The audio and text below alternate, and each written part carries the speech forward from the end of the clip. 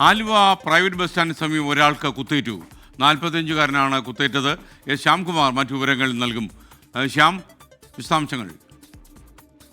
ഇന്ന് രാവിലെ 8:30 കൂടിയിട്ടാണ് ഈ സംഭവം ഉണ്ടാകുന്നത്.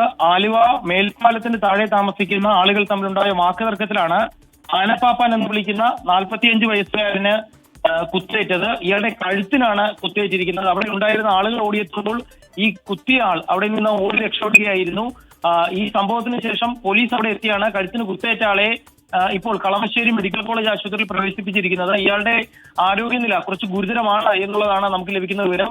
ആലുവയിലെ ഈ പ്രദേശത്ത് സാമൂഹ്യ വിരുദ്ധർ ഉൾപ്പെടെ തമ്പടിക്കുന്നതായി നേരത്തെ പരാതികൾ ഉണ്ടായിരുന്നു. അതിനിടയിലാണ് ഇപ്പോൾ ഒരാളുടെ കഴുത്തിന് കുത്തേറ്റ സംഭവം ഉണ്ടായിരിക്കുന്നത്.